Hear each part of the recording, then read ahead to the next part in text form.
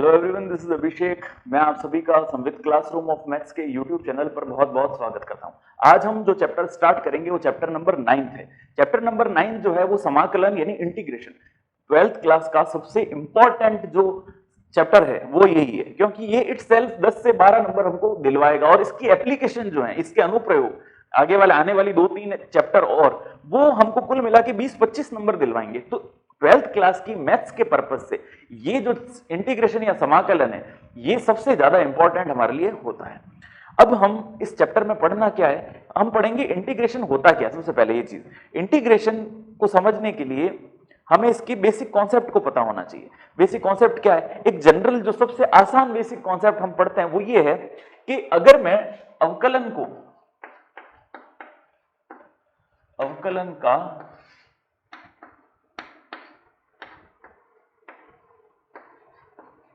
विपरीत प्रोसेस यानी reverse process of differentiation, इसको हम क्या कह सकते हैं?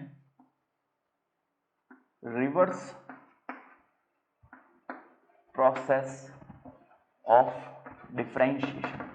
यानी हम जब अवकलन करते हैं यानी डिफरेंशिएशन, उसको उल्टा क्रम में अवकलन का जो आंसर आता है अगर हम उसका समाकलन कर दें यानी डिफरेंशिएशन करने पर हमको जो रिजल्ट मिलता है हम उसका इंटीग्रेशन कर दें तो वापस हमको वही क्वेश्चन मिल जाएगा जो हमने सॉल्व किया था। इसको एक एग्जांपल से समझते हैं। देखिए, अभी मैं हालांकि फॉर्मूले नहीं बता रहा हूं, सिर्फ होता कैसे आप एक बार जरा इसको देखिएगा कि अगर मुझे कहते हैं कि भाई d by d x of x square find out करना है यानी अवकलन ज्ञात करना है किसका? एक्स स्क्वायर का, तो हमको पता है कि इसका आंसर क्या आएगा? 2x। ठीक है, ये तो डिफरेंशिएशन यानी अवकलन हुआ। अब हमको ज्ञात करना है समाकलन, तो हम इस आंसर यानी रिजल्ट का हम समाकलन ज्ञात करते हैं तो लिखेंगे इंटीग्रेशन का साइन इस प्रकार से बनाते हैं। ठीक है, यानी एक छोटा सा s, अगर s है उसको पकड़ के मैं ऐसे लंबा कर दूं तो ये क्या बन जाता है? इंटीग्रेशन का निशान बन जाता है।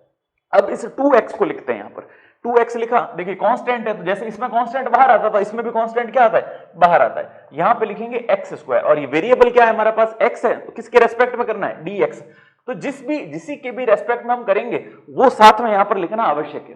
ठीक है, अब एक्स स्क्वायर का डायरेक्ट हम यहां पर 2x था तो 2 तो बाहर आ गया और x आ गया, तो x dx का करना है तो 2 तो एज इट इज रहेगा, यहां पर x का होगा x स्क्वायर अपॉन 2। अब ये कैसे हुआ ये मैं आपको अभी थोड़ी देर में बताऊंगा, तो हमको आप सिर्फ ये ध्यान रखिए x स्क्वायर अपॉन 2, 2 से 2 कैंसिल हुआ, वापस क्या टर्म आ गई मेरे पास? x square. यानी किसी भी टर्म का हमने अवकलन किया तो जो उत्तर आया उस उत्तर का वापस समाकलन करेंगे तो हमारे पास क्या आएगा? वही टर्म आएगी जिसका हमने अवकलन किया था। यानी ये अवकलन का विपरीत प्रोसेस है, रिवर्स प्रोसेस ऑफ डिफरेंशिएशन, ये आपको ध्यान रखना है। तो ये तो मैंने एक वो किताबी जो भाषा है उसके अनुसार समझाया। अब मैं आपको ये एक्सप्लेन करता हूं कि समाकलन वास्तव में होता क्या है। ठीक है, तो आप इस वीडियो को आगे देखिए। तो बेसिकली समाकलन है क्या? समाकलन है किसी चीजों को जोड़ना, ऐड करना, इंटीग्रेट करना, यानी उस अपन जैसे किसी चिप देखते हैं, चिप के अंदर चीजों को इंटीग्रेट करते हैं। इंटीग्रेट करना मतलब जोड़ना। किसी भी एक बोर्ड के अंदर हम जैसे एक सर्किट बना हुआ है, अब जैसे जैसे अगली क्लासेस के अंदर जाएंगे तो हम देखते हैं टीवी के अंदर एक सर्किट होता है, उस सर्किट के अंदर बहुत सारी चीज जुड़ी हुई रहती है। तो एक बोर्ड पर बहुत सारे इलेक्ट्रॉनिक आइटम एक साथ जुड़े हुए होते हैं, टीवी है, कंप्यूटर है, सबके अंदर हार्ड ड्राइव है, मदरबोर्ड कभी देखा हो आपने तो उसके अंदर देखेंगे बहुत सारी चीजें आपस में जुड़ी हुई रहती है। किसी भी इलेक्ट्रिक बोर्ड की बात कर लें, जैसे एक इलेक्ट्रिक बोर्ड होता है, उस बोर्ड के अंदर बहुत सारे स्विच जुड़े हुए होते हैं। समझ में आ रही है आपको? यानी एक बोर्ड है उसके अंदर एक फैन का स्विच होगा, देखिए एक बोर्ड है जिसके अंदर एक पंखे का रेगुलेटर होता है, यहां पर एक फैन का स्विच, दूसरा स्विच, यहां पर तीसरा स्विच और यहां पर एक सॉकेट होता है। तो ये सारी चीजें एक बोर्ड पर जुड़ी हुई है यानी इंटीग्रेटेड है। कभी भी चीजों को हम जोड़ के एक नई चीज बनाते हैं तो वो चीज क्या कहलाती है? Integrated circuit. ये जो सर्किट है कैसा सर्किट हुआ? इंटीग्रेटेड, क्योंकि हमने इनको ऐड किया है, चीजों को, अलग अलग चीजों को व्यवस्थित किया है। तो इंटीग्रेशन या समाकलन के अंदर भी हम यही करेंगे। अलग अलग जो वेरिएबल से हमको रिजल्ट मिलते हैं उनको हम क्या करते हैं? जोड़ते हैं। इसको एक एग्जांपल से समझते हैं। देखिए, ये एक हमारे पास शेप है जो कि है वृत्त यानी सर्कल, ये हमारे पास है रेक्टेंगल, ठीक है, ये हमारे पास है स्क्वायर। तो अगर मेरे को इनका एरिया या क्षेत्रफल निकालना हो तो कैसे निकालेंगे भाई? इसका क्षेत्रफल एरिया क्या होगा? पाई आर स्क्वायर। इसका क्या होगा? लेंथ इंटू ब्रेथ, लंबाई इंटू चौड़ाई, और इसका क्या होगा? Length into length. ये तो हमको एक फिक्स जो आकृतियां हैं उनके हमको फॉर्मूले पता है कि ऐसी आकृति दिखे तो हमको ये फॉर्मूला लगाना है। लेकिन अगर मैं आपके सामने किस प्रकार की आकृति लेके आ जाता हूं, अब बताइए इसका फॉर्मूला क्या होगा, इसका एरिया कैसे फाइंड आउट करेंगे? तो हम क्या करते हैं, इसके अंदर एक स्ट्रिप को एज्यूम करते हैं।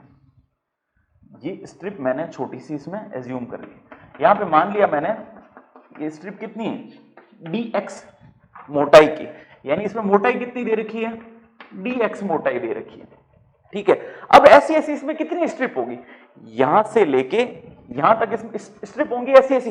देखिए एक स्ट्रिप यहां पे भी हो सकती है, यहां पर भी हो सकती है, यहां पर भी हो सकती है, सारी बहुत सारी स्ट्रिप्स होंगी इसके अंदर।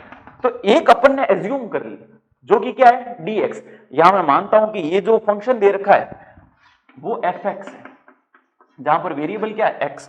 तो एक dx नाम की मैं इसके अंदर स्ट्रिप को एज्यूम करता हूं।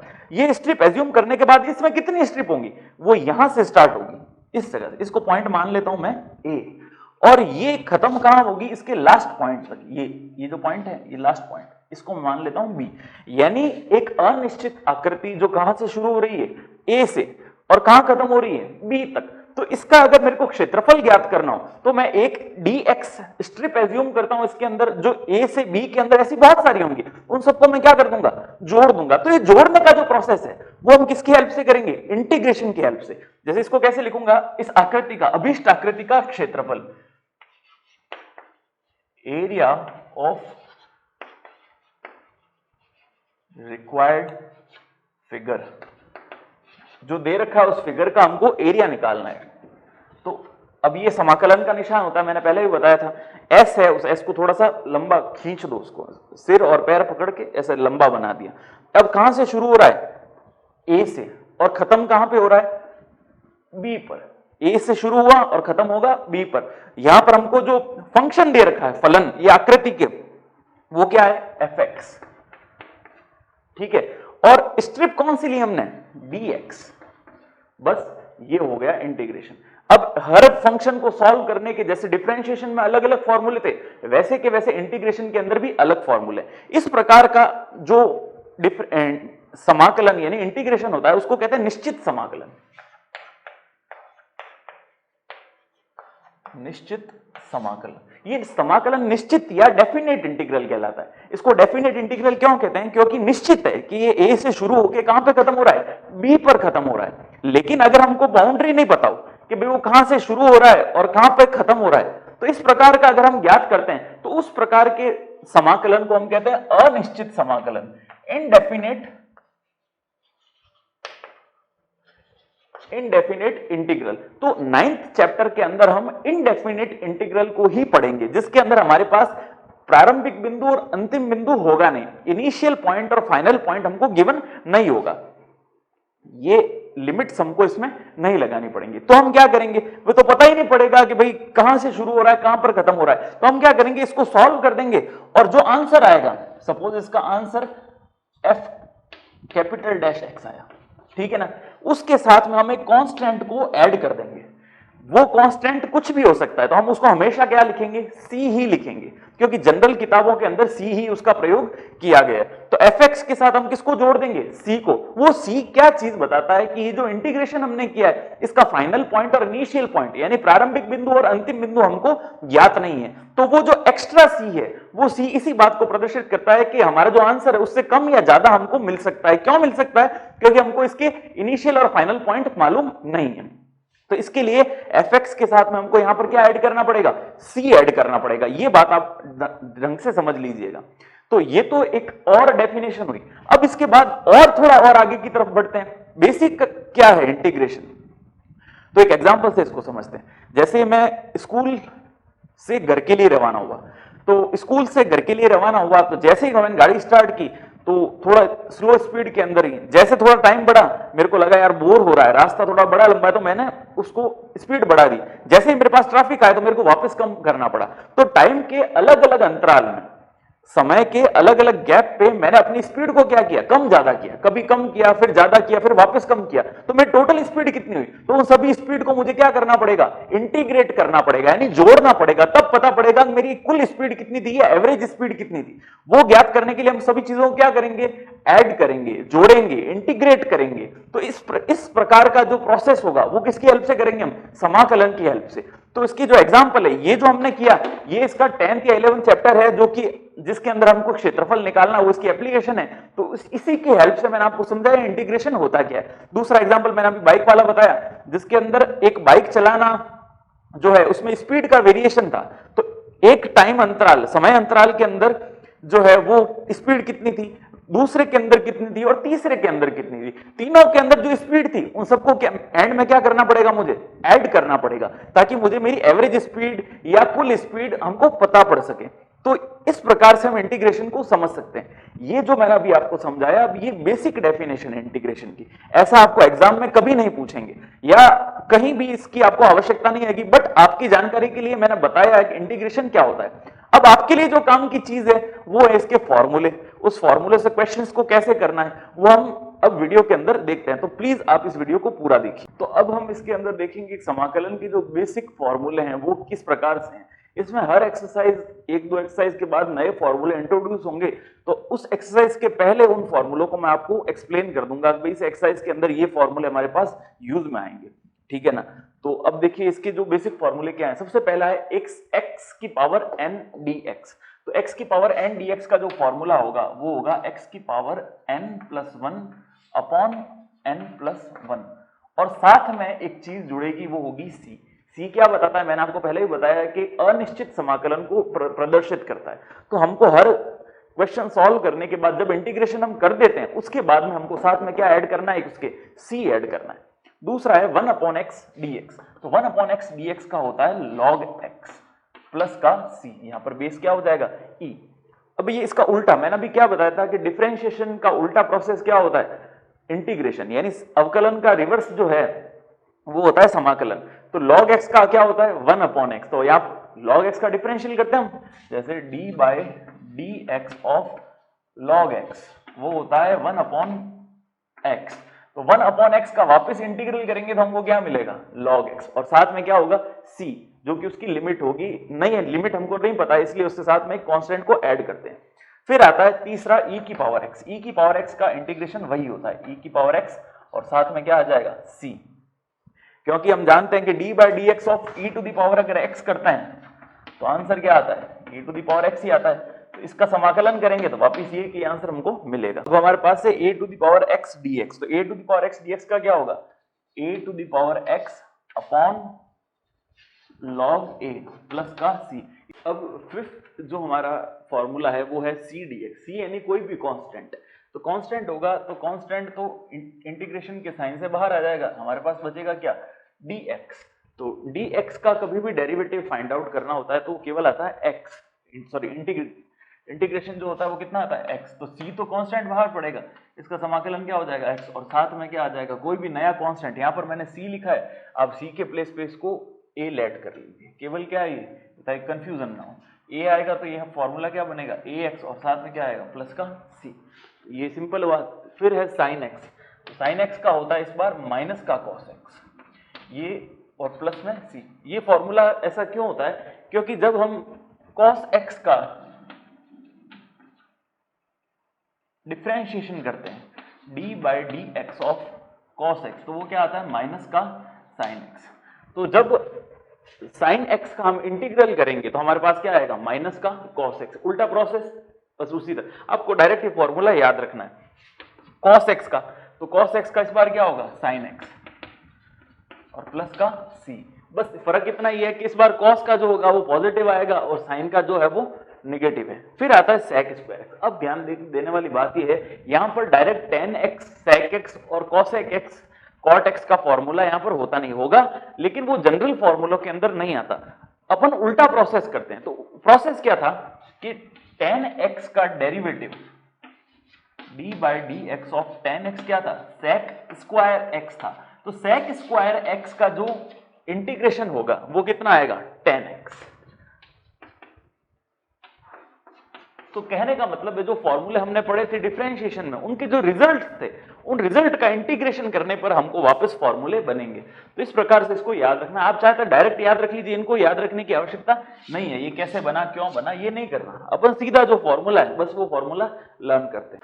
अब फॉर्मूला नंबर 9 है हमारे पास cosec स्क्वायर एक्स। तो हम डिफरेंशिएशन में जानते हैं कि cosec स्क्वायर एक्स किसका डेरिवेटिव होता है, तो cot x का। तो जैसे हम यहाँ पर करते थे d by d x of cot x, तो हमारे पास क्या आता था माइनस का cosec स्क्वायर एक्स। अब cosec स्क्वायर एक्स का करेंगे तो क्या आएगा हमारे पास cot x, और ये माइनस इधर ट्रांसफर हो जाएगा, तो हमारे इसका जो रिजल्ट आएगा वो क्या आएगा माइनस का cot स्क्वायर एक्स प्लस का c। अब देखिए sec x tan x, sec x tan x किसका डेरिवेटिव था, sec x tan x था sec x का,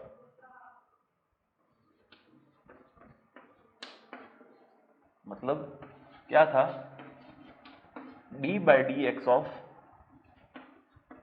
sec x, वो हमारे पास क्या मिलता था sec x और साथ में क्या था tan x। तो sec x tan x का इंटीग्रल करेंगे तो हमको क्या मिलेगा sec x और साथ में क्या आएगा c। अगला जो फॉर्मूला है वो है cosec x cot x dx। तो cosec x cot x किसका फॉर्मूला होता है डिफरेंशिएशन के अंदर, वो होता है cosec का, यानी d बाई डी एक्स। अगर हम cosec x निकालते हैं तो ये बोलता है, तो इसको हम क्या कहेंगे cosec x cot x, यानी माइनस का साथ में इसमें साइन भी आता है। तो हमारे पास इस बार इंटीग्रेशन किसका करना है cosec x cot x, तो वो क्या बन जाएगा माइनस cosec x। तो यहां पर जब cosec x cot x आएगा तो इसको हम लिखेंगे माइनस का cosec x प्लस में c। फिर 12th फॉर्मूला हमारे पास dx अपॉन रूट में 1 माइनस एक्स स्क्वायर, तो रूट 1 माइनस एक्स स्क्वायर और वो भी अपॉन के अंदर, यानी नीचे किसका होता है तो साइन इनवर्स का। हमको मालूम है कि भाई साइन इनवर्स का अगर डिफरेंशिएशन हम फाइंड आउट करते हैं तो वो होता है 1 अपॉन 1 माइनस एक्स स्क्वायर, ठीक है। तो अब इसका इंटीग्रल करेंगे तो वापस हमारे पास क्या आएगा साइन इनवर्स एक्स। तो यहां पे हम लिखेंगे साइन इनवर्स एक्स प्लस सी। ये हमारे फॉर्मूले हैं 12 तक। अब इसके आगे हम लिखते हैं फॉर्मूला नंबर 13 जो है वो है माइनस का D x upon 1 minus x square. तो माइनस का किसके अंदर होता है फॉर्मूला, ये होता है कॉस इनवर्स एक्स प्लस का सी। अब बार बार बताने की आवश्यकता नहीं कि डिफरेंशिएशन में किसका फॉर्मूला होगा। तो D x upon 1 plus x square, ये किसका डिफरेंशिएशन होता है टेन इनवर्स का। तो इसका जो इंटीग्रेशन होगा वो क्या बनेगा टेन इनवर्स एक्स प्लस का सी।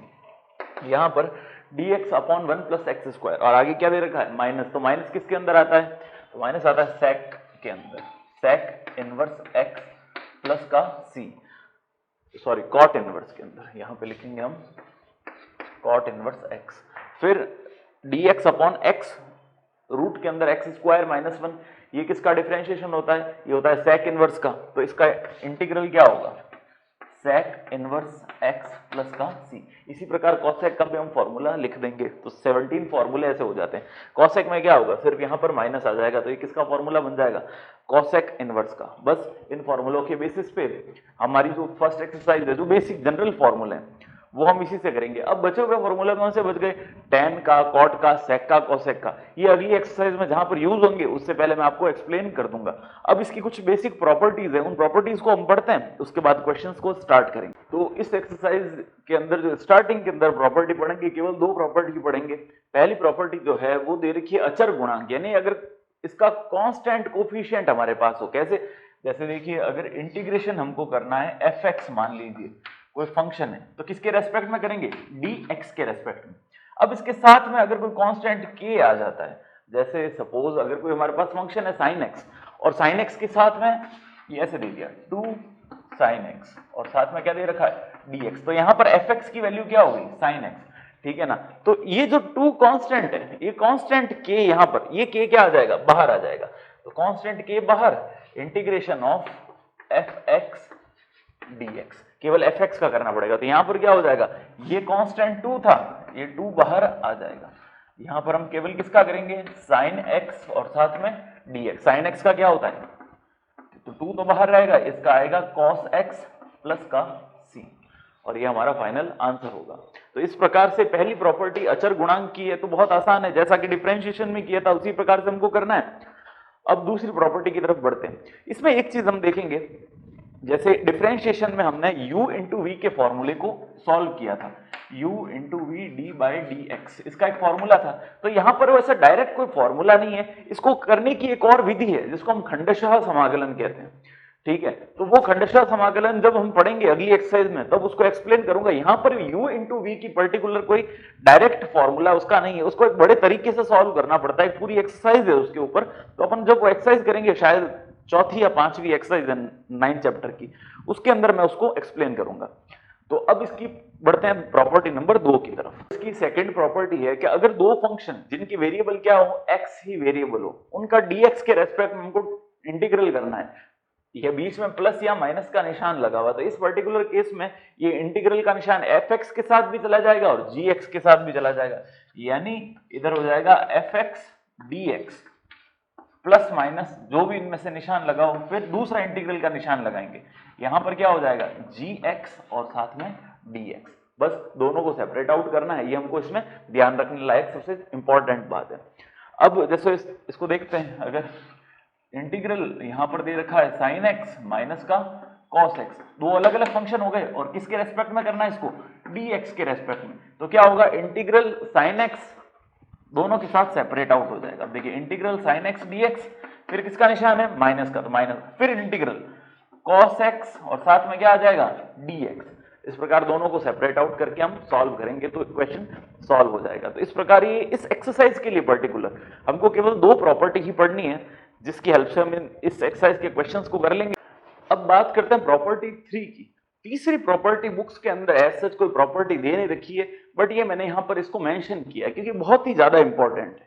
कभी भी अगर क्वेश्चन इस प्रकार से आता है कि इंटीग्रेशन करना है हमको f ऑफ ax और साथ में dx, यानी कोई भी फंक्शन दे रखा होगा उसमें जो वेरिएबल है अंदर वाली टर्म, उसमें x की घात 2 से छोटी हो, यानी 2 से छोटी कितनी होगी 1, तो इसके साथ कुछ भी हो सकता है। जैसे यहां पे अपन सपोज कर लेते हैं, पावर तो हमको एक ही रखनी है, तो ax प्लस b, यहां पर क्या आ जाएगा dx, ठीक है ना। तो अंदर वाला जो वेरिएबल है उसका तो हमको करना है डिफरेंशिएशन, ये जो अंदर दे रखा है इसका हम करेंगे अवकलन, ठीक है, और ये बाहर का जो फंक्शन है इसका हमको क्या करना पड़ेगा समाकलन, ठीक है ना। ये दो चीजें हमको ध्यान में रखनी है विशेष रूप से। अब क्वेश्चन किस प्रकार से आएगा, इस टाइप के जो क्वेश्चन है उसकी सबसे इंपॉर्टेंट बात जो होगी वो होगी x की जो घात है वो हमेशा कितनी होगी 1 होगी, 1 से बड़ी होती है ये एप्लीकेबल नहीं होगा। ये कहां एप्लीकेबल है, जहां पर x की पावर जो है वो केवल कितनी हो 1, साथ में कांस्टेंट टर्म हो सकती है, प्लस माइनस में भी हो सकती है, उसमें कोई दिक्कत नहीं है। जैसे हमारे पास एक क्वेश्चन है sin 2x माइनस का 4 या 5 ले लेते हैं, 5, इधर क्या आ जाएगा dx। तो यहां पर जो फंक्शन है वो फंक्शन क्या दे रखा है साइन का, तो साइन का जो इंटीग्रेशन होता है वो क्या होता है माइनस का cos।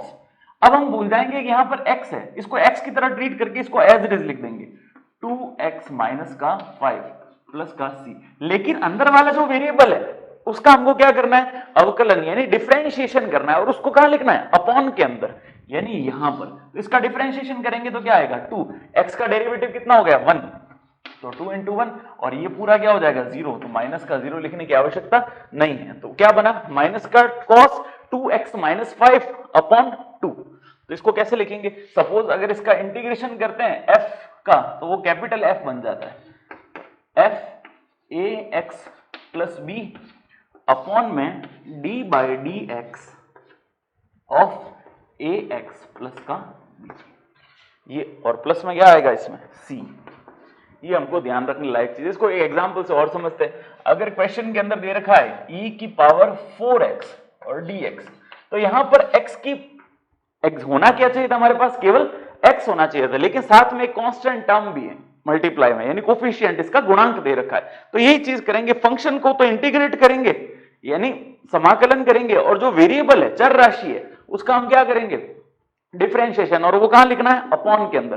तो e की पावर x का क्या होता है e की पावर x, तो यहां लिखेंगे e की पावर 4x प्लस में क्या आ जाएगा c, और अपॉन के अंदर 4x का डेरिवेटिव, 4x का डेरिवेटिव केवल क्या होगा 4, क्योंकि कांस्टेंट है तो बाहर आ जाएगा, x का डेरिवेटिव 1 होता है, तो क्या आएगा e की पावर 4x अपॉन 4 प्लस का c।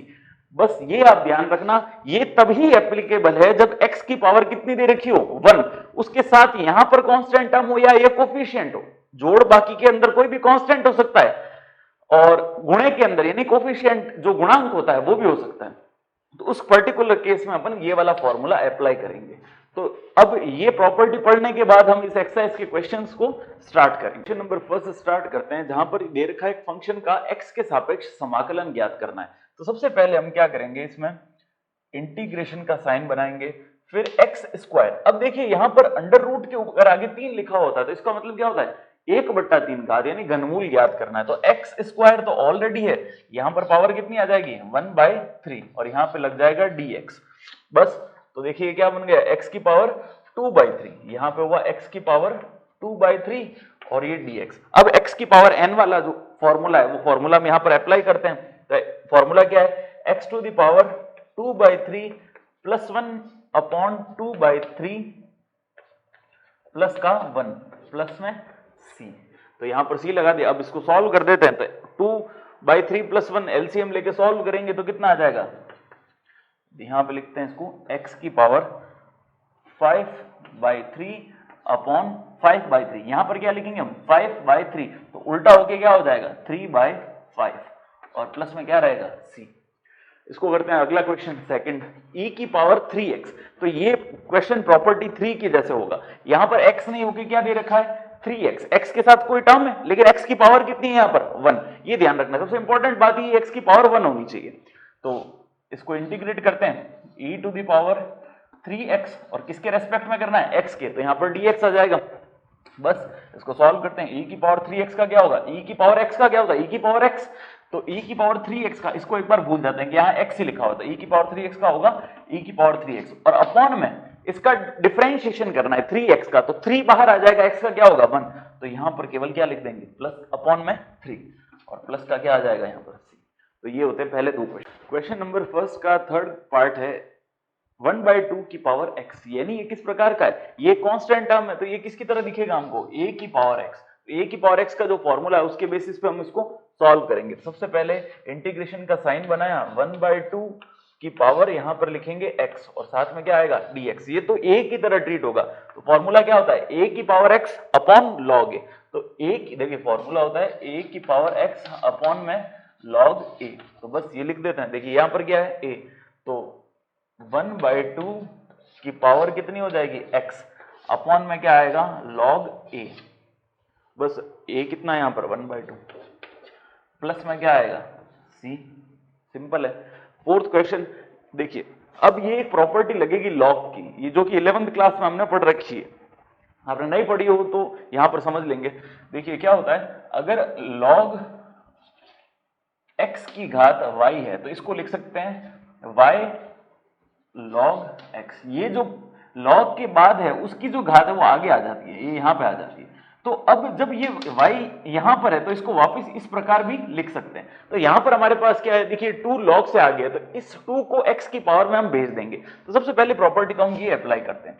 तो यहां पर क्या होगा a की power log of x square और बेस में क्या आएगा a, ठीक है। तो ये प्रॉपर्टी हमने सबसे पहले लगाई। अब दूसरी प्रॉपर्टी क्या लगाएंगे, लॉग की ही दूसरी प्रॉपर्टी लगेगी। वो लॉग की दूसरी प्रॉपर्टी है कि अगर कोई भी नंबर यहां पर दे रखा हो उसकी घात में अगर लॉग है और लॉग के बेस में वही नंबर हो, देखिए ढंग से समझना, अगर ये कोई नंबर दे रखा है इसकी घात क्या दे दी लॉग, लॉग के बेस में वही नंबर है जो यहां पर दे रखा है, तो ये नंबर और लॉग क्या हो जाता है कैंसिल हो जाता है। यानी यहां पर a है, a की घात में क्या दे रखा है हमको log x स्क्वायर और उसका बेस कितना है a। तो ये नंबर और ये नंबर जब भी सेम होता है, ये प्रॉपर्टी आप ध्यान रखना बहुत सारे क्वेश्चन में आपके काम आएंगी।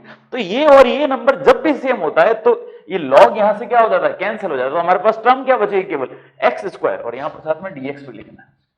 तो हमारे पास टर्म बनी x स्क्वायर साथ में dx। x स्क्वायर dx कितना होगा, इसका इंटीग्रेशन करते हैं तो होगा x क्यूब अपॉन 3 प्लस का c, यानी 2 में 1 जोड़ा तो 3 और अपॉन में भी 3 प्लस का c, ये हमारा फाइनल आंसर होगा। तो क्वेश्चन नंबर सेकंड हमको दे रखा है जिसमें 5 cos x minus 3 sin x plus 2 upon cos square x dx हमको दे रखा है। तो कभी भी क्वेश्चन आता है कि हमको समाकलन ज्ञात करना है या इंटीग्रेशन करना है तो हम सबसे पहले इसको i की इक्वल लेट करते हैं। ये जनरल टर्म है i, इसको मानना है हमको हमेशा। तो हम क्या लिखेंगे let i is equals to ये चीज। अब इंटीग्रेशन के बीच में मैंने बताया यहाँ पर निशान है, तो अलग अलग साइंस के साथ इंटीग्रल के सिंबल को हम इसको सेपरेट आउट कर देंगे। तो देखिए सबसे पहले कांस्टेंट, इसके साथ जाएगा 5 cos x, तो 5 कैसा है, कांस्टेंट है। फिर इंटीग्रेशन का निशान यहाँ पे आएगा cos x और ये dx इनके साथ आ जाएगा। फिर क्या है, माइनस का साइन, माइनस का साइन है। अब 3 बाहर आएगा, यहाँ पे क्या आएगा, इंटीग्रल, यहाँ पर साइन x, ये क्या हुआ dx, प्लस का 2 कांस्टेंट है तो बाहर आएगा 1 अपॉन cos स्क्वायर x क्या होता है, sec स्क्वायर x, तो इसको लिख देंगे sec स्क्वायर x और dx।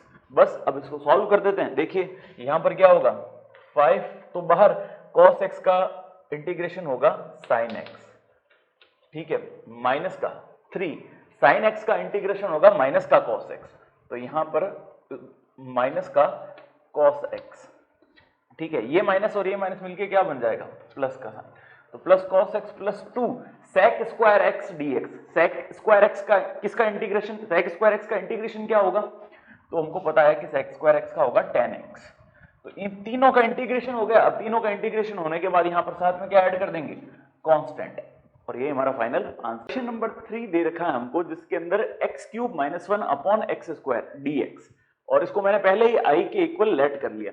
अब यहां पर क्या है, u अपॉन v का कोई फॉर्मूला इंटीग्रेशन के अंदर नहीं होता, डिफरेंशिएशन के अंदर तो होता है, इंटीग्रेशन के अंदर u अपॉन v का कोई फॉर्मूला नहीं है, तो हमको ये देखना पड़ेगा कि इसमें क्या अप्लाई कर सकते हैं। तो क्या करेंगे, एक्स स्क्वायर को इसके और इसके नीचे, दोनों के नीचे सेपरेटली हम भेज देंगे। तो देखिए टर्म क्या बनेगी, i तो यहां पर दे रखा है, इंटीग्रेशन ऑफ ये हो जाएगा x cube upon x square, और साथ में क्या आ जाएगा dx, ये dx, देखिए सबसे पहले इसके नीचे भेजेंगे और इसके नीचे, तो दो टर्म्स हमको मिलेंगी। फिर किसका निशान है, माइनस का, यहां पर 1 के नीचे भेजा, तो 1 को dx से मल्टीप्लाई करेंगे तो केवल क्या बचेगा, dx अपॉन में क्या आ जाएगा, एक्स स्क्वायर।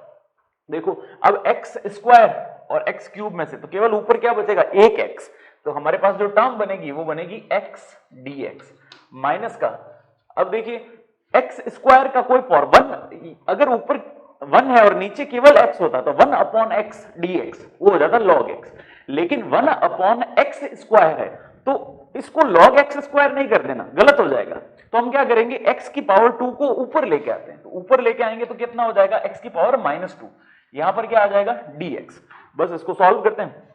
देखिए x की पावर n+1 अपॉन n+1, तो यहां पर पावर कितनी है 1, तो 1+1 कितना हो जाएगा 2, अपॉन में क्या आ जाएगा 2 माइनस, सेम टू सेम चीज, x की पावर n+1 अपॉन n+1, तो यहां पर क्या होगा, x की पावर देखिए n कितना दे रखा है 2 +1 अपॉन -2 +1, और प्लस में क्या आ जाएगा c, तो बस इनको ऐड कर लीजिए, माइनस का 2 प्लस का 1 कितना हो जाएगा माइनस का 1, ये हो गया माइनस का 1, और अपॉन में भी क्या आ जाएगा माइनस का 1, तो ये माइनस मिलके क्या हो जाएगा प्लस, तो अल्टीमेटली हमारे पास टर्म क्या बनेगी, x square upon 2 plus x की पावर -1 अपॉन 1। इसको लिखने का तरीका, एक्स की पावर -1 को क्या लिख सकते हैं, अपॉन में लेके जाएंगे तो वापस क्या बन जाएगा, ये केवल एक्स बच जाएगा, ऊपर रह जाएगा 1, x square by 2 plus 1 upon x plus का c, और ये हमारा फाइनल आंसर होगा। नंबर 4 हमको दे रखा है i is equals to sec square x cosec square x dx। तो देखिए sec स्क्वायर और cosec स्क्वायर दोनों किसमें है, मल्टीप्लाई में, तो u इंटू v का फॉर्मूला तो इसमें लगेगा नहीं, तो हमको क्या करना पड़ेगा, sec और cosec के अंदर हम रिलेशन देखते हैं, तो sec और tan के अंदर रिलेशन होता है और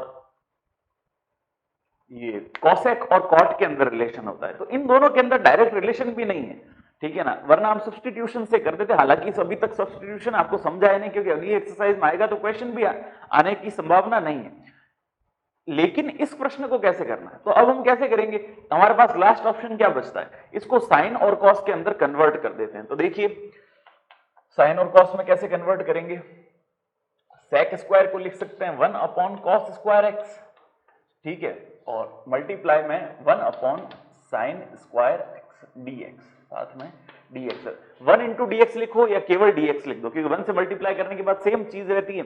अब क्या करना है, देखिए अब हर क्वेश्चन बाय क्वेश्चन इसके अंदर जो भी ट्रिक्स आएंगी, आप उन ट्रिक्स को अलग से एक कॉपी बना के लिख लीजिएगा कि अगर ऐसा टर्म होता है तो हमको क्वेश्चन में ऐसा करना है, क्योंकि ये चीजें बहुत ज्यादा काम आएंगी आपको एनुअल एग्जाम के अंदर।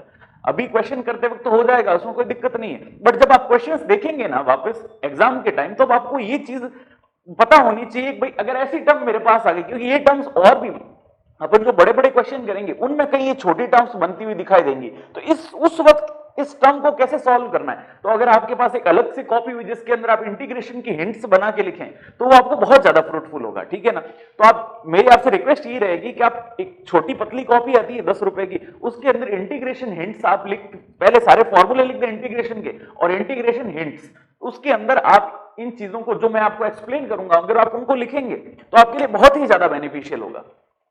तो अब ऊपर तो था 1 और अपॉन में क्या है cos स्क्वायर x और sin स्क्वायर x मल्टीप्लाई में, तो ऐसी टर्म को कभी भी सॉल्व करना हो तो ऊपर वाला जो 1 है इसको चेंज करेंगे, इसको क्या लिखेंगे sin square x plus cos square x।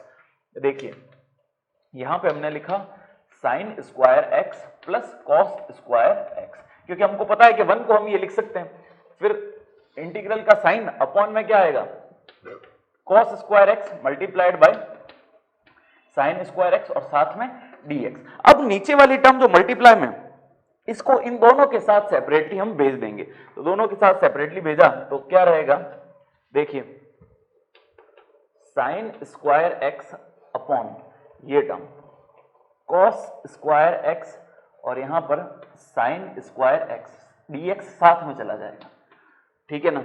फिर किसका निशान है प्लस का, तो यहां पे प्लस का निशान हमने लगा दिया। यहां पर क्या है cos स्क्वायर x, ये लिखा हमने cos स्क्वायर x अपॉन में cos स्क्वायर x और यहां पर sin स्क्वायर x। तो देखिए sin स्क्वायर से sin स्क्वायर कैंसिल और cos स्क्वायर से cos स्क्वायर कैंसिल और dx इसके साथ लगा हुआ था तो dx भी लगा देंगे। तो हमारे पास टर्म क्या बची dx upon cos square x, यानी 1 अपॉन cos स्क्वायर x। तो 1 अपॉन cos स्क्वायर क्या कहलाता है sec स्क्वायर x, तो यहां पे हम लिख देते हैं, देखिए sec स्क्वायर x dx और यहां पे इंटीग्रेशन का साइन प्लस यहां पर 1 upon sine square, 1 upon sine square क्या होता है cosec स्क्वायर, तो यहां पे हम लिख देंगे cosec स्क्वायर x और ये dx।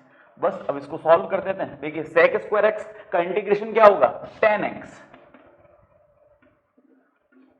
प्लस cosec स्क्वायर का इंटीग्रेशन क्या होगा, वो होगा cot x और cot x किसके साथ माइनस के साथ और प्लस में क्या आएगा c, तो ये प्लस माइनस क्या हो जाएगा माइनस, बस तो tan x minus cot x plus का c, यही हमारा फाइनल आंसर होगा। अब क्वेश्चन नंबर 5 है हमारा, इसको भी लेट करते हैं पहले i इज इक्वल टू, अब यहां पर देखिए दो टर्म्स है, एक ये और दूसरी ये, तो या तो u इंटू वी से करना है, लेकिन यहां पर अभी अपना u इंटू वी के बारे में पढ़ा नहीं है, डायरेक्ट कोई फॉर्मूला इसका है नहीं u इंटू वी जैसा। तो अब हम क्या करेंगे इसके अंदर, इसको इन दोनों के साथ अलग अलग मल्टीप्लाई कर देते हैं। तो देखिए क्या टर्म बनती है हमारे पास, सिंपल सा करना है, कुछ है नहीं, क्योंकि प्लस का निशान है तो इंटीग्रेशन एक बार इसके साथ और एक बार इसके साथ, दोनों के साथ होगा और साथ में रूट एक्स है तो रूट एक्स को दोनों से मल्टीप्लाई कर देंगे। रूट एक्स को 1 से किया तो केवल क्या बचेगा root x dx plus root x को x से करेंगे। देखिए यहां पर पावर कितनी 1, यहां पर कितनी 1/2, एक और आधी मिलके क्या बनेगी 1.5 यानी 3/2, तो x की पावर कितनी हो गई 3/2 और साथ में dx। बस इसको सॉल्व कर देते हैं। रूट एक्स का क्या होता है डेरिवेटिव, x की पावर है 1/2, तो यहां पर क्या होगा x की power 1/2 plus 1 upon 1/2 plus 1 plus में x की पावर 3/2 है, तो यहां पर क्या बनेगा x की पावर 3/2 प्लस 1 अपॉन 3/2 प्लस 1 और प्लस का क्या आ जाएगा c। अब बस इसको सॉल्व कर देते हैं, तो कितना बना x की पावर 3/2 अपॉन नीचे क्या लिखेंगे 3/2, उल्टा होके क्या बन जाएगा 2/3। अब यहां पर 3/2 प्लस 1 करेंगे, एलसीएम लेके सॉल्व करेंगे तो कितना आएगा इसमें x की पावर 5/2 अपॉन 5/2 नीचे जाके रिवर्स हो जाएगा तो क्या बनेगा 2/5 प्लस का c। ये हमारा फाइनल आंसर। क्वेश्चन नंबर 6 हमको दे रखा है i is equal to a to the power x और किसके रेस्पेक्ट में करना है a के ही रेस्पेक्ट में करना है, यानी d a दे रखा है, यानी ये क्वेश्चन कंफ्यूजिंग वाला थोड़ा सा है, कैसे कि ये ऐसा दे रखा है कि अगर x की पावर को 2 दे रखा हो, उसको किसके रेस्पेक्ट में करना है, dx के रेस्पेक्ट में, यानी यहाँ पर वेरिएबल क्या है x, तो हम dx के रेस्पेक्ट में करते हैं। यहाँ पर वेरिएबल क्या है a, तो किसके रेस्पेक्ट में करना है, dA यहाँ दे रखा है, तो वेरिएबल क्या चूज करेंगे हम, a को, यानी x इस बार किस तरह ट्रीट होगा, कांस्टेंट की तरह, क्योंकि हम रेस्पेक्ट में किसके कर रहे हैं, a के रेस्पेक्ट में कर रहे हैं, इसलिए जो a है वो तो वेरिएबल होगा यानी चर राशि होगी, और जो x है वो कांस्टेंट यानी अचर राशि होगी। यानी इसका अगर हम डेरिवेटिव करते हैं तो क्या होता है, x की पावर 2 + 1 अपॉन 2 प्लस डेरिवेटिव नहीं इंटीग्रेशन, इसका इंटीग्रेशन करेंगे तो ये बनेगा, ठीक है ना। तो इसका भी सेम टू सेम इसी प्रकार से करना है, तो क्या होगा देखिए, a to the power x + 1 upon x + 1 plus का क्या आएगा c। बस आपको ये ध्यान रखना है वेरिएबल क्या है और कांस्टेंट क्या है, जिसके रेस्पेक्ट में हम कर रहे हैं वो किस तरह ट्रीट होगा, वेरिएबल की तरह, और रिमेनिंग टर्म किस तरह ट्रीट होगी, कांस्टेंट की तरह। तो बस वेरिएबल और कांस्टेंट को सेपरेट आउट करके इसको नॉर्मल क्वेश्चन जैसे इसको करना पड़ेगा। तो क्वेश्चन नंबर 7 हमको दे रखा है x² अपॉन x² + 1 dx। इसको सबसे पहले लेट करते हैं i के बराबर। अब इस क्वेश्चन को कैसे शुरू करना है, इस क्वेश्चन को करने की भी एक ट्रिक है। अब ये आप उस कॉपी में लिख लीजिएगा, अलग से मैंने बताया कॉपी बना लीजिए एक, जिसके अंदर इंटीग्रेशन के वेरियस ट्रिक्स जो हैं वो अपन लिखेंगे क्वेश्चन बाय क्वेश्चन। अभी तो एक ही क्वेश्चन के जैसे आ रहा है, फिर एक बड़ा क्वेश्चन आएगा उसके अंदर ऐसी टर्म आएगी तो हमको यही ट्रिक वहां पर अप्लाई करनी पड़ेगी। तो अलग से आप एक कॉपी बना लीजिए जिसके अंदर हम उन ट्रिक्स को लिख सकें जो इंटीग्रेशन के वेरियस क्वेश्चंस के अंदर आती है। अगर ऐसा हो कि यहां पर एक वेरिएबल दे रखा हो और उसकी पावर ज्यादा है, जैसे x² है और प्लस में क्या है 1, और सेम टू सेम चीज आपको ऊपर दिख जाए यहां पर और रिमेनिंग कुछ नहीं दिखे, तो ये जो टर्म दे रखी है इसको एक बार ऐड करेंगे और एक बार सब्ट्रैक्ट करेंगे, एक बार जोड़ेंगे और एक बार घटाएंगे। देखिए कैसे, x² + 1 और यहां पर क्या आ जाएगा -1, तो +1 और -1 करने पर वापस टर्म ये के बन जाएगी, तो एक बार जोड़ देते हैं और एक बार क्या करते हैं घटा देते हैं। अब टर्म हमारे पास बनेगी x² + 1 और साथ में dx। अब देखिए ये x² + 1 इसके साथ और इसके साथ दोनों के साथ भेजेंगे ताकि एक बार इसके साथ भेजने पर ये कट हो जाए। फिर क्वेश्चन क्या बनता है हम देखते हैं, यहां पर लिखता हूं इसको, ये बना, ये इसके नीचे जाएगा तो ये पूरी टर्म कैंसिल आउट हो जाएगी, तो केवल क्या बचेगा dx माइनस का, इसके साथ भेजेंगे तो dx को 1 से मल्टीप्लाई होंगे तो क्या बनेगा dx, और अपॉन में क्या आएगा x² + 1, तो dx का इंटीग्रेशन क्या होता है केवल x माइनस 1 अपॉन x² + 1, ये क्या बनता है tan इनवर्स x का फॉर्मूला, तो माइनस में क्या आ जाएगा tan इनवर्स x और प्लस क्या आएगा c, और ये हमारा फाइनल। क्वेश्चन नंबर 8 हमको दे रखा है जिसमें cos² x upon 1 + sin x dx है। तो अब अपन को cos या sin कभी भी साथ में दिखे तो अगर स्क्वायर दिख रहा है और अगर ऐसी टर्म दिख रही है तो अपन एक दूसरे के अंदर इसको चेंज करने की कोशिश करेंगे। तो आपको 11th क्लास के जितने भी फॉर्मूले 10th 11th की ट्रिग्नोमेट्री के वो सारे लर्न होने चाहिए और क्वेश्चन को देख के आइडेंटिफाई करना आना चाहिए कि इसमें कौन सा फॉर्मूला एप्लीकेबल होगा। तो एज सच इसका इंटीग्रेशन से कोई लेना देना नहीं है, ये ट्रिग्नोमेट्री के बेसिक ऑपरेशंस जो है वो अपन को आने चाहिए। यहां पर सबसे पहले इसको i के बराबर लेट करते हैं, फिर cos² को क्या लिख सकते हैं 1 - sin² x, ठीक है, ये फॉर्मूला हमको पता है, अपॉन में आ जाएगा 1 + sin x और साथ में क्या है dx, क्योंकि sin² x + cos² x कितना होता है 1, तो cos² x को क्या लिख सकते हैं 1 - sin² x। अब इसको फिर से फर्दर एक बार चेंज कर देते हैं, 1 - sin², यानी ये है देखो 1 का स्क्वायर और ये है sin का स्क्वायर, तो a² - b², फॉर्मूला क्या होता है a² - b² = a + b multiplied by a - b।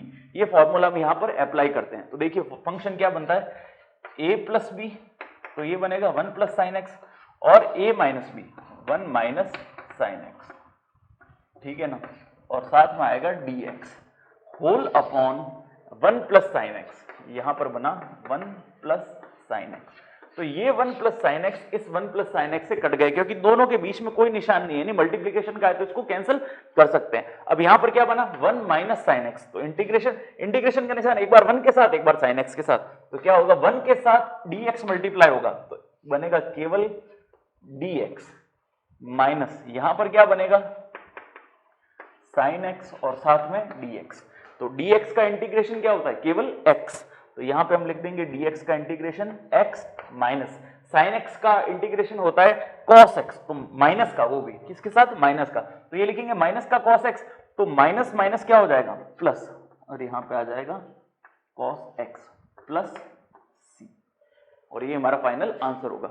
अब इसको दूसरे तरीके से भी किया जा सकता है, अलग से कि 1 प्लस साइन एक्स से ऊपर नीचे मल्टीप्लाई करके 1 माइनस साइन एक्स से, तो उससे भी अगर आंसर चेंज आता तो उससे कोई दिक्कत वाली बात नहीं। इंटीग्रेशन के अंदर दो आंसर आ सकते हैं, वो दोनों बस आपका मेथड सही होना चाहिए। अगर आपने इस मेथड से किया और ये आंसर आ रहा है, दूसरे मेथड से करने पर अगर दूसरा आंसर आए तो उसमें कोई तकलीफ नहीं है। आप एक बार वापस मेथड को चेक कीजिएगा, अगर मेथड में कहीं मिस्टेक हो रही है और फिर आंसर चेंज आ रहा है तो आपका क्वेश्चन रॉन्ग होगा। लेकिन मेथड पूरा सही है और आंसर के अंदर थोड़ा सा चेंज है तो चलेगा वो। क्वेश्चन नंबर 9 हमको दे रखा है sec x मल्टीप्लाई में sec x plus tan x, तो इसको अंदर मल्टीप्लाई कर देते। u इंटू v का फॉर्मूला हमारे पास है नहीं अभी, तो बस इसको अंदर मल्टीप्लाई कर दिया। तो sec x को sec x से किया तो sec स्क्वायर x, और dx को देखिए, अब इसको इधर मल्टीप्लाई करेंगे, इसको इधर मल्टीप्लाई करेंगे, और dx दोनों के साथ आ जाएगा। एक टर्म तो ये वाली और दूसरी टर्म प्लस के बाद वाली। तो sec को sec से मल्टीप्लाई किया तो आ गया sec स्क्वायर, और साथ में क्या लिख दिया, dx, फिर प्लस इंटीग्रेशन का साइन, sec x को किससे मल्टीप्लाई करेंगे, tan x से, तो sec x और मल्टीप्लाइड बाय tan x, यहां पर क्या आ जाएगा, तो यहां पर sec स्क्वायर x का इंटीग्रेशन होगा tan x plus sec x tan x का इंटीग्रेशन क्या होगा, sec x प्लस का c, और ये हमारा फाइनल आंसर है। तो क्वेश्चन नंबर 10 हमको दे रखा है I is equals to sine inverse x plus cos inverse x dx। तो सेकंड चैप्टर के अंदर हमने पढ़ा था कि sine inverse x plus cos inverse x की वैल्यू किसके बराबर होती है, पाई बाई 2 के बराबर। तो पाई बाई 2 यहां पे लिख देते हैं और साथ में क्या आ जाएगा, dx। ये हमने सेकंड चैप्टर के अंदर पढ़ा था कि sine inverse x plus cos inverse x is equals to होता है पाई बाई 2। बस इसके प्लेस पे हम क्या लिख देंगे, पाई बाई 2। तो पाई बाई 2 कांस्टेंट है तो बाहर आ जाएगा, ये आया पाई बाई 2, और dx का इंटीग्रेशन कितना होता है, x। बस हमारा फाइनल आंसर क्या होगा, पाई x अपॉन